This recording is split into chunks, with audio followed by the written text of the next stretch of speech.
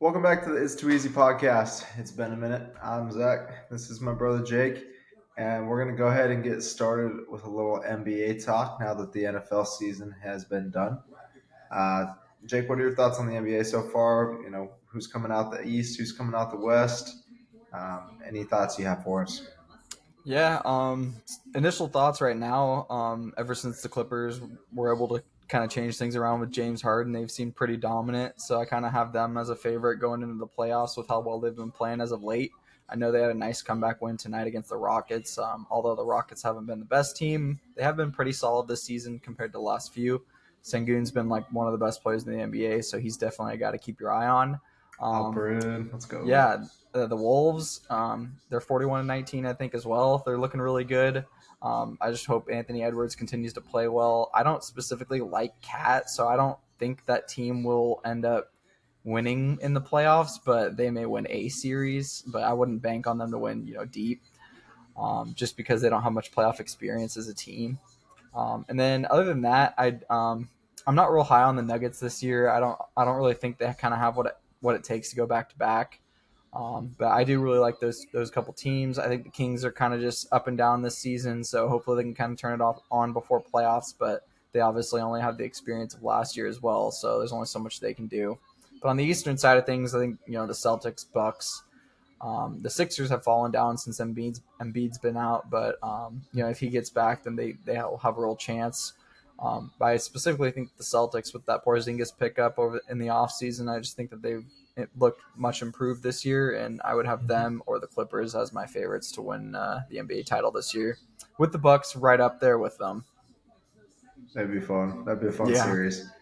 You get the four main guys on the Celtics, four main guys on the Clips. That'd be fun. yeah, for sure. Yeah, I'm kind of with you there a little bit, a little different, but the Wolves look good. I think they'll probably win a series. I could see them winning two. Um, they are very good, and it's kind of weird to say because I feel like they shouldn't be. I don't even think I had them Yeah, in the top eight preseason. I just kind of figured they do what they've been doing. Um, yeah, I mean, I do like the Nuggets. I don't like that they lost Bruce Brown because he was a big part for them over the playoffs in the last season. As a yeah, vet, getting to do it. He did it with the Nets. He did it with them, and it was huge. But I still think they have the MVP in Nikola Jokic. It's arguably him or Shea, in my opinion. Shea with the two-way player. Both of them are obviously atop the West. I think they're tied right now at 42 and 19 for first in the West, or maybe half a game back of the T Wolves. It's hard to argue against that. yeah, Um, I mean, the Celtics obviously have the best record, but it's a four-headed monster. All of them kind of yeah, take turns, and even with that, Derek White has a good game for 30 every so often. So no one there's really the MVP. Um, yeah, we talked about preseason five teams we think won't hit 20 wins, and all five teams look like they won't hit 20 wins. yeah. The Wizards and Pistons are fighting to see who can get to 10 first. Hornets are floating at Spurs, 15. Spurs suck, like we figured, and then the Blazers, yeah, coming out the Blazers. West. So yeah, all five of those teams are looking like cheeks. So not much that we didn't expect there. And then I know I gave out the Magic to win the division plus 850 preseason, or you could have gotten it plus 900 as well. As of right now, they're sitting in the four seed in the Eastern Conference. It's the fourth seed. That's They are sick. half a game up on the Heat. 19 games to go. Second easiest remaining schedule in the NBA. First is now the Heat after today. So it's going to be a battle to the finish. Like I said, the Hawks are just kind of like, eh. Then they lost Trey again, and he kind of fell apart. Surprisingly, I gave them out, I believe, 44 wins, and the Heat sitting at 43. Hmm. And they're already at 37 and 26, I believe. So they're already, going to surpass the win total I expected. And Yeah, even for if sure. they and they're definitely going to need to coming down the stretch to win that division and to hopefully get that four seed to have home court come playoff time. I don't think Yeah, they're a threat. I said that originally. I think that they can win that division. I like the value in it, but I don't think they'll win a playoff series. I think the Cavs are phenomenal, and as long as Donovan's healthy, Karras is healthy off the bench, Mobley and Jared Allen are studs, Garland's healthy. That's a team that I look forward to possibly come out the East. I could see it. I wouldn't be surprised. I originally had the Celtics. I do still think it'll be the Celtics, barred setbacks with injuries. But I could definitely see a Cavs Celtics series. Can't count out the Heat. I said that as well. They're just coast through the regular season. Playoff Jimmy comes, and Spo being the best coach in the NBA gets them ready to go, and they can win a series no matter where they go.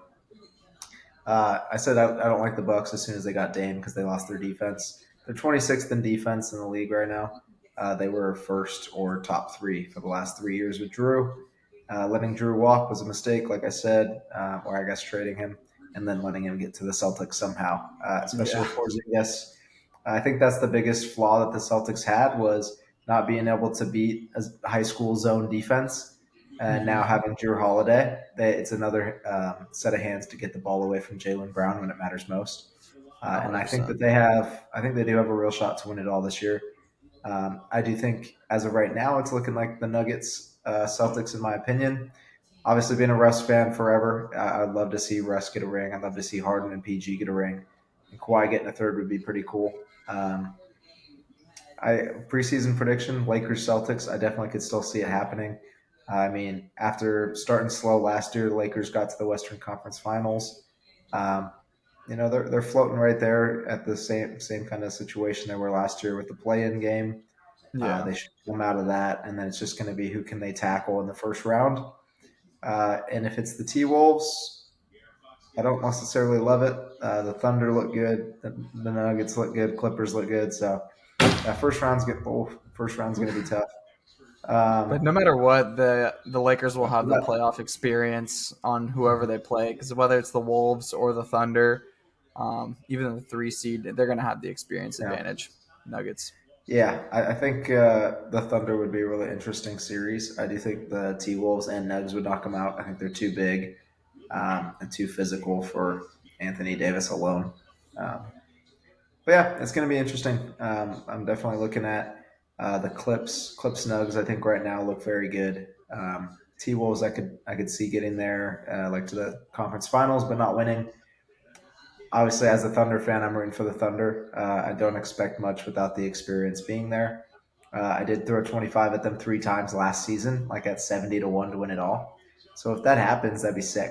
Um, in the last 20 years, there's only been 3 teams that didn't start 40-20 or better to win it all, and that was '03 Pistons, '06 Heat with Shaq and D Wade, and then the 2021 Bucks. There's only a few teams to have started 40-20 this year, and it's the Nuggets, Wolves, Thunder, and Celtics. So you would think that one of those four are going to win it, Yeah. and I don't love the Wolves, so it makes me think Celtics, Nuggets, just because Thunder don't have that experience. Yeah. No, I totally agree. I think that totally makes sense. So, yeah, NBA is interesting this year. There's a lot going on. It's much closer. There's a lot of the new teams up in the top four this year on both the East and the Western side. So it's going to be interesting to kind of see how it plays out in playoffs and see how it's going to match up with these, newer, younger teams in the top four versus these older, more experienced teams that are going to be playing them, with potentially an advantage other than home court, because they're going to be playing Mhm. away. But it's still a 7 game series. You get 3 games at home if you're, the lower seed. So, you never know. Yeah, it's going to be crazy. You have these young teams, and then they're going to be at home facing the likes of Yeah. Kevin Durant with Book, Luca with Mm-hmm. Kyrie, AD with Braun, and Steph with Clay, Dre, whatever. Yeah, Exactly. those teams are all going to be going on the road, and those are the ones that you've had to go through for the last 10 to 15 years. It'll be interesting to see what happens. Yeah, for sure. But yeah, now we can kind of transition over to college basketball because college hoops starting to kind of heat up. March Madness starting to kick in or get Mhm. close. Um, I'm not following too much of Pac-12 this year. I know that Oregon, I think, is 19-10 this year. They're okay. They kind of have a big guy, I think, in Dante that kind of holds back. Excuse me, the speed that the rest of the team plays at. So I kind of hope that he gets offloaded next year. We can pick up a couple new big guys that can run with the smaller and faster guards. I think that would help our team out a lot. But other than that, we're decent. I just don't think we're going to end up getting that playoff or the March Madness invite at the end of the day. But I know you're over there in North Carolina, so why don't you talk a little bit more about March Madness because it's massive over there. I was there a couple of years ago. Yeah, it's been big. I've had to go check out for myself each of the main three teams here near Raleigh. So I went to Duke and I saw Duke versus Syracuse. I went to UNC and saw them versus Miami. And then I had to go see NC State versus Duke this week. All three great games, great. I would say great arenas for all three, but Duke was a shithole. Cameron indoors, trash. They need to fix that. Needs a little UNC's updating. Yeah, NC State at PNC Arena. That court's by far the best. UNC's got the best arena fan wise, and just the energies being there. Duke, I think's got probably the best team and fan section. But yeah, it's been fun. I don't think either of those teams, like any of those three, are good enough. I don't think anyone includes NC State, but the main two, in Duke and UNC, they're not good enough to win it all, no matter what everyone thinks here. That was part of what I wanted to see with UNC is I keep hearing all the hype about them specifically, and I'm like, I don't think they're that good. I went and watched them, and they didn't look very good. RJ went for like 43, and they barely pulled it off over Miami.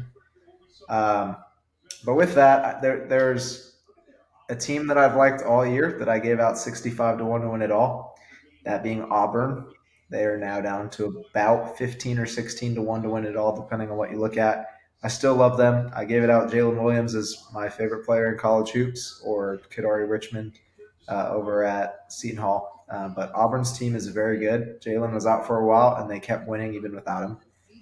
They play defense well. Their offense is great. They move the basketball. They rebound the ball. They can hit shots.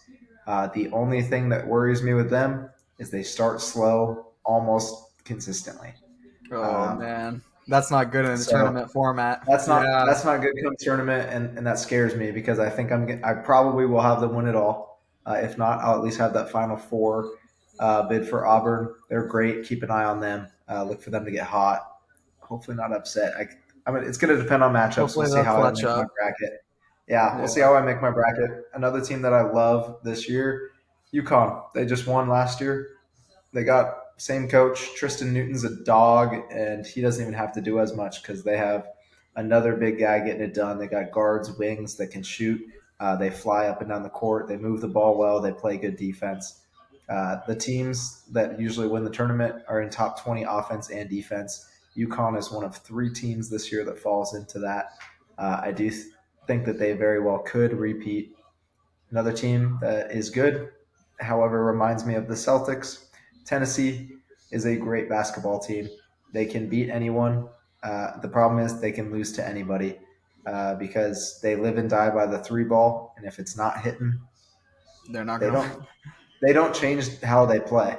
If they Yeah. change to get buckets, like get to the hoop, get free throws, they could still beat anybody. But they don't do that. They just stick to living and dying by the three.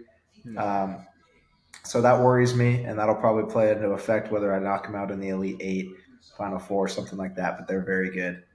Arizona looks good enough to beat anyone, but Hmm. just kind of like the Cowboys, they always choke come the playoffs. So I'm not touching them after the Final Four. As much as they're the most, I think, complete, consistent team all year long, it's been them and UConn. Come playoffs, they find a way to choke. So I'm not going to have them pass Final Four, but they are good enough to win it. Surprisingly, this year, I did have Purdue losing first round last year, so that was good. Purdue is a complete team this year. Hmm. They have all the rebounding, the assist percentage, assist to turnover ratio, shooting, defense, everything this year. However, I'm never going to trust a dorky big dude to be your best player. So with that being said, I don't have them past my Elite Eight. They are good enough to win it all. A couple of the teams I think have a good shot to make a run, being Gonzaga. They've kind of been like a sleeper all year. Top 20 offense, top 20 defense, good assist percentage, good at rebounding. They got the coach with the experience to be there. They always find a way to float around. I think they could easily make a run at least at that Elite Eight, Final Four situation. And then there's a couple teams I think could beat anybody, and that includes TCU, Colorado State, and BYU. Uh, Clemson, I kind of want to sneak in there, even though I don't think they're that good. But those three main teams, Colorado State, TCU, BYU, can show up and beat anybody at any given time, any given day. The problem with all three teams is they can also lose to anybody on any given day. It could be Austin P, and they could go out there and lose, and then they'll go out and beat Iowa State. So those three teams are going to be little sleepers that I'm looking to see who they play matchup wise to maybe have a shot at the Elite Eight, something like that. Iowa State's very good this year. I'm interested to see how they do. I think they're going to be a 2 seed. They actually have a game with BYU right now. Excited to see how that goes. I know BYU is up 10 at half at Iowa State, so that'll be interesting. And then one of my favorite teams all year has been Kentucky. Kentucky has the star power to beat anybody. They can score the basketball like no other. They move it well. They have fast break. They have good bench. Their defense isn't really there. They're more so just offensive attack, kind of like Alabama. But I don't think Alabama's that good. Kentucky is that good, so I could see them being a sleeper 5 seed, trying to make a run there at that Final Four, Yeah. and maybe even finding a way to the championship. And then the only team that I really like notice outside of those that I can think of would be St. Mary's. Is sneaky good. They started I think 3-5. Mm-hmm. They just lost to Gonzaga. They got smoked by Gonzaga a few nights ago, maybe last week. Um, but statistically, in all the main categories that I look at, assists, rebounding, defense, and then like offensive efficiency, St. Mary's is good in all of those categories. So I could see them making it a couple rounds in at least, if not making a run. I don't see them usually probably past the Elite Eight. They're not that good of a team Yeah. to compete at the highest level, but they are a good team all around. Yeah, I haven't gotten around to watching too much college basketball, but how's San Diego State looking this year? Because they're usually a pretty sleeper team that makes it into Yeah, the top 8. yeah. I was looking at the odds, and they're 100, or I think it was 75-1 to make it to the championship game, and I Oh, was okay. like, That's a lot though. The championship game, yeah. you got to And win like 5 games to get there. So they got there last year though, and their big man is still good. They play phenomenal defense, um, but they don't move the ball. Like their offense is stagnant, but it was good enough for them last year. So that is a team I'm interested to keep an eye on. As well as them, Utah State is very good on the opposite side of the ball. They don't play much defense, but their offense is phenomenal. They're both sitting right around that 17, 18 ranked range. I think Utah State might be 22. Those are fun teams, though. San Diego State's good. yeah, I'm going to keep an eye on them for sure. they'd be a four And or then five seed to look out for sure. yeah, and then another fun team to watch is Princeton. Okay. Princeton was really good last year, and obviously they knocked out Arizona. That was in Sacramento, and I got to go see the game. And then I saw Princeton beat Mizzou right after that. They have another really good team. I think they're 26-3 or 27-3. Very good offensive efficiency off the charts. Defense is just but it's a bunch of white guys that can shoot. So again, you never know what can happen. They could go on a Yeah, run and they scare shoot a the couple lights out. Who teams. knows? Yeah. They could scare a couple teams for sure. So I'm excited to see what happens there. Yeah, excited to get into the individual matchups once the brackets released. Even those first four in, first four out. As we get ready to get through these next tournament games in the next week or so. It's going to be fun. I'm excited for it. I'm sure there Yeah. might be a No, couple it's teams I missed. yeah. Um, I people love Houston, and they're ranked 1 right now. I wouldn't have them in the top 10. I don't think. I don't think they're that good. They only have 3 losses though. But they're just not that good. Their defense is good. Their offense is not. They don't have bench depth. They don't really have great shooting. Kansas is another great team that everyone loves, and they Yeah. can't rebound, and they don't have any bench depth. And so I'm like, okay. UNC does rebound very well. They can't make free throws worth a crap. They kind of suck on the road. So I'm interested to see how they do. I could see them in the Elite Eight for sure, possibly Final Four. I just don't think UNC's that good. Uh, Duke's just not that good. They don't really play a lick of defense. They don't So rebound very well. Like they don't have a true center. Like yeah, they'll win a Filipowski's not a couple center. games, then lose in like the Elite Eight or Sweet Yeah. 16, something like that. So they're fun. I could see Sweet 16, maybe Elite Eight. Yeah. Um, Yeah, there's a couple more teams. Baylor's pretty good, but again, their defensive and their offense is kind of bad. Um, Illinois is a fun team to watch this Yeah, year. I don't know what to expect come the tournament. I think they'll be yeah. a three seed, maybe a four. But didn't they blow it So last that year? They were like a or two or three seed last year or the year before, and they blew it. Lost the first game or second game. I don't remember Illinois being up there, but I know they were good not too long ago. Mm-hmm. Um, so yeah, there's a couple of teams like that where the big name schools that I don't think are going to do anything. Um, that I know a lot of people love. Yeah. So that would be some of those. Yeah, definitely would love feedback if anyone wants to talk sports. My DMs are always open. Yeah, I love to especially talk college sports, basketball especially because yeah, there's 128 anything can teams. happen. So yeah, It's like the play-in tournament that the NBA had this year. It's like whoever can win one game series at a time can make it all the way, and that's what the Pacers did. yeah, And really, it's like if you can outscore anybody for one game, those magnificent offenses can make a run. Um, yeah. so that's what gets me interested about like a Princeton, Hmm. Colorado State. If BYU's knocking down shots, they could beat anybody. So some of those teams are very fun and excited to see what happens because even like a Drake or Indiana State, some of those teams as well have been playing really well. Yeah. No, the thing that's fun about college basketball is it's one and done. If you don't win, you're done.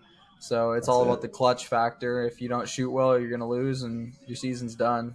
Kiss it bye bye. So yeah, love Yeah. that about college basketball. I hope it never changes. So yeah, March Madness is gonna be super fun coming up. Looking forward to Mm-hmm. filling out the bracket and using some of this info and making some decisions. So, Yeah. yeah. Other than college basketball, just have a couple things coming up. UFC 299 is coming up before 300 in the next month or so. For 299, it is another really good card with Sean O'Malley fighting against Chito Vera. I do have a few picks that I'm going to give out. Jalton Almeida is fighting Curtis Blades. I really think that's a good fight. Both guys are heavy wrestlers, but both can strike. I think Blades' experience is going to be able to keep him in this fight, but Almeida, being the young and more hungry guy, is going to get it done in the end. The bet that I'm going to be putting forward for that fight is over 1.5 rounds. I think both of them, with just being having the wrestling base behind them, it's just going to be the safest bet because I don't think that either one of them is going to have the power or the wherewithal to get the knockout within the first round and a half. The second one is Michael Venom Page is fighting Kevin Holland. That's going to be an incredible fight with a lot of shit talking. Michael Venom Page's first fight in the UFC. He's a plus 115 underdog. I don't know why. He's 21-2 in his MMA career. Um, Fighting for Bellator, he was absolutely incredible. So I look forward to seeing what his UFC debut is going to look like. And Kevin Holland's no no fool to losing. Like it happens, but he still gets paid, so it's not a big deal to him. He just lost to Stephen Wonderboy Thompson, so I could see him losing this fight too. MVP is just that good. Ion Kutalaba is fighting Felipe Leans. I don't have much to say about that fight. I don't really think that either of those guys are top fighters or that good. So I expect it to go over 1.5 rounds. I just think that um, yeah, there's not going to be a lot of fun stand up going on in that fight. So unless it gets to the ground and somebody gets submitted, I have a feeling it's going to go all 3 rounds. And then Pedro Munoz is fighting Kyler Phillips. That's going to be a super fun bantamweight fight, or possibly featherweight. Pedro Munoz is an absolute legend of the sport. So pretty much anytime he fights, you can know that it's going to be a good one. Kyler Phillips, he fights or trains with Sean O'Malley, which is pretty cool, out of Arizona down there. He's also super exciting, but he has had a rough spot the last couple fights, I believe. So for this one, I'm expecting to go over 1.5 rounds. I expect Pedro's experience to be able to keep him in this fight. And then Kyler, I just don't think that he's going to have the knockout power that he previously had. So yeah, I'm liking over 1.5 rounds in that one. Then my last pick for UFC 299 is Gilbert Burns to win. He's fighting Jack Della Maddalena. Jack Della Maddalena is probably one of the hottest prospects on the UFC roster right now. So I think Burns is a plus 150 underdog, but he is super slept on. Gilbert Burns is a world champion in Brazilian Jiu Jitsu, and he continues to put up fights against like some of the best welterweights in the world. And Jack Della Maddalena hasn't necessarily proved it against like a top 5, top 7 guy, and Burns never makes it easy on anybody. Khamzat Chimaev had a really tough 3-round fight with Burns that, it could have really leaned either way, 2-1, but they ended up leaning in the favor of Khamzat. But yeah, I think Gilbert's going to take this fight. I like him at plus 150, and I may even parlay him with Michael Venom Page at plus 115. That, those two put together is probably going to create some great value. So yeah, those are what I like for UFC. And then kind of transitioning from UFC over to Formula One. We just had the first race of the season in Bahrain. Nice. It pretty much went as expected. Red Bull showed, they're miles ahead with their car development, with basically not having to do anything last year with already having the fastest car by the first race, and never really having to change the car. So they were basically able to spend 6 months on the car, and it looks incredible again. Max won, I think, by like 22 seconds or something like that. So it wasn't even really close. His teammate, Sergio Perez, got second. And then I believe it was the Ferraris and the Mercedes in second and third. And then fourth was McLaren, and fifth was Aston Martin. So it's pretty much as everybody expected. This weekend, I do expect to be a little bit different. I think the McLarens are going to look a lot better in this race because there's a lot of straight line speed on the Saudi Arabian Grand Prix.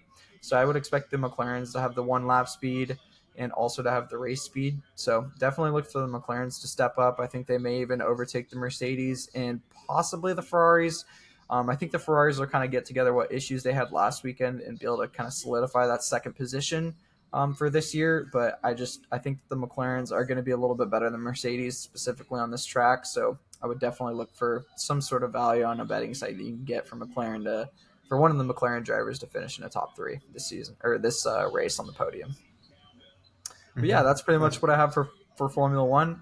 I'm nothing crazy. I expect Max to win or Sergio Perez to win. Sergio won it last year. He's really good on the street tracks, so wouldn't expect much different unless Max wins, because Max is just that dominant right now. He's basically in the Brady era of his career, the Lewis Hamilton era of his career, where Lewis won basically 7 titles in a row. Max is gonna win until he basically runs out of gas or the car just sucks. So we'll see when that happens. But until that happens, I have a lot of faith that he's just gonna continue to keep winning. So yep. Yeah, he's a stud. I was gonna say also, I did have a couple plays just value wise. Nothing that I've been watching a ton of, but with WNBA, with their bracket also starting, there is a ton of value on LSU to repeat as champions. It's plus 1100 as of right now. They're up to rank 9, and I think they've won like 17 of the last 18. Angel Reese is a dog. Yeah, They just won. They just won. They got Haley Van Lith, and all the hype was around them to start the year. They lost a couple early. Angel was out. There was drama. Now they're in the top 10, and they are rolling. Yeah. There's a lot of value in that play, even if you're not taking it to win it all, because South Carolina's undefeated yet again and will probably win yet again. Yeah. The play of doing that plus 1100 is beautiful, because if they get to the championship, you can always hedge on South Carolina. So say you throw 25, you could throw 25 at it at a chance to win almost $300. Then just throw 100 at South Carolina to win your 30 back, if so be it. If it gets there. So yeah, if it gets there. There are a couple teams that I love for those value plays. One is LSU plus 1100. Another is Stanford's plus 650, I believe it was when I last looked. And then USC they're good. They're a really good team. The basketball team's decent this year. They're fun to watch. They're good. I believe they're top 10, maybe 12 now. They're 50-1 to win it all. And so even like a $5 play to try and win you 250, or at least get there, is definitely worth it on them. I think come playoffs, I think the best teams in women's hoops win, and by that I mean teams, like not individuals. There's a reason Caitlin Clark doesn't get there. There's a reason Stanford burns out in the top 4. There's a reason Virginia Tech's burned out in the last 4, like a few years in a row. The best teams get there. Ohio State and Texas are like favored right there behind South Carolina. I don't think any of them are that good to worry about. Even UConn is. Yeah. I was going to say, even UConn this year is good. I don't think they're good enough. Paige Buchers is a dog, and no one's talked about her since all the hype around Caitlin Clark started. Yeah. Paige was that girl 2 years ago until she got hurt, and she's back. Yeah. So when Caitlin's gone, I think Paige is coming back for one more next year. Yeah, she'll reappear in the tournament. Yeah. Yeah, and I could see her getting back there. I don't think UConn's going to make it. I could see the maybe Final Four there. I think they're back into the top 10 as well. There's a lot of value there. That was, I think, plus 1,800 for them. So that was one of the ones I was looking at just because it is UConn. You can never count them out. But Yeah. yeah, LSU plus 1,100, Stanford plus 650, and then USC is plus 5,000. Really good value. Play it out, just, all three of them. I do expect one of those three to be in the championship game against South Carolina. And if somehow South Carolina gets upset, then your hedge is going to be way better for any of those teams making it. Yeah, absolutely. So, yeah, those are some Yeah. fun plays to be looking out for. Yeah, right on. But yeah, that's gonna do it for us for now. Football season's in lieu. We're waiting kind of for the season to kind of kick back in. But for now, we'll keep focusing on NBA, college basketball, UFC, Formula One, some of the other sports that are in bloom right now. But yeah, until then, hope everybody's enjoying their early start to 2024. And we'll see you guys next week. Peace. Yep. See you guys.